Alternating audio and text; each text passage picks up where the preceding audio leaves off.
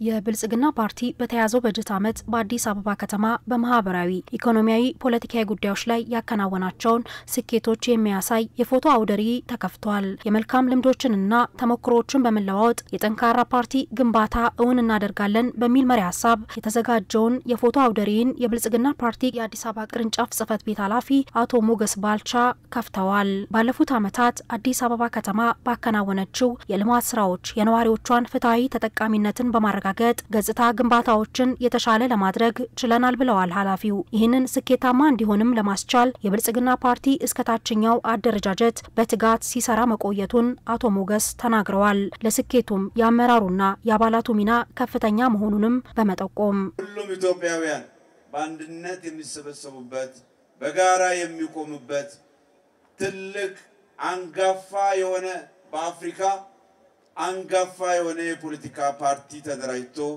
ይሄ ፓርቲ በሰው ኃይል አስተላለፉ በሳቤ ምጥቀቱ በተግባር አፈጻጸሙ በባለፉት 6-7 ዓመታት ድንቅ የሚባል ተግባራቶችን በማከናወን በኢትዮጵያ ውስጥ ተስፋን የሰነቀ ትልቅ ውጤት ያስመዘገበ ፓርቲ ነውና በዚህ ፓርቲ ውስጥ ታቅፋችሁ የምትታገሉ አባላት አመራሮች ለዚህ ፓርቲ ትልቅ ዋጋ የከፈላችሁ ያላችሁ ስለሆነ ፓርቲው ደግሞ ከፍ ያለ ደረጃ ላይ የሚገኝ ከመሆኑ የዚህ ፓርቲ አባልም አመራርም በመሆናችሁ ሁላችሁንም እንኳን ደስ አላችሁ። የተዘጋጀው የፓርቲው የፎቶ አውደ ርዕይ ለቀጣይ ስራዎቻችን ስንቅ የሚሆኑ ናቸውም ብለዋል አቶ ሞገስ።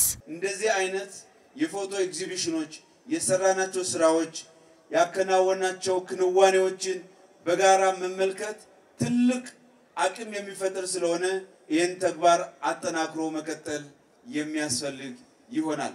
ስለሆነም በዚህ መድረክ የተገኘን ሁላችንም ከዚህ ትምህርት በመውሰድ ወደ ያንዳንዳችን የብልጽግና ቤተሰብ የብልጽግና ህብረት በማድረስ በወረዳዎቻችን በክፍለ ከተሞቻችን በማስፋት ለምንፈልገው ጉዞ አቅም ይሆን ኢነርጂ እንዲሆን ማድረግ ከዚህ መድረክ ይጠበቃል ማለት ነው። በፎቶ አውደ ርዕዩ ላይ የተሳተፉ አካላትም ከሌሎች ጋር ልምድ የተለዋወጡበትና በቀጣይ ከተማዋንና ማህበረሰቡን ያሳተፉ ስራዎችን ለመስራት አቅም የሆናቸው መሆኑን ገልጸዋል።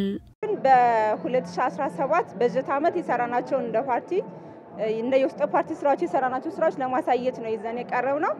ዛሬ ያየነው እንግዲህ 11 ክፍለ ከተማ ነው እዚህ ጋር የተለያየ ነገሮች ይዘው የቀረቡ በርካታ ተሞክሮች የተላወጥንበት ልምዶችን ያየንበት ከአንዱ አንዱ የተማረበት እንዲሁም ደግሞ ለቀጣይ በርካታ ስራዎችን ለመስራት ተነሳሽነት የፈጠረ የብልጽግና ፓርቲ በሁለተኛው መደበኛ ጉባኤው በርካታ ውሳኔዎችን አሳልፏል።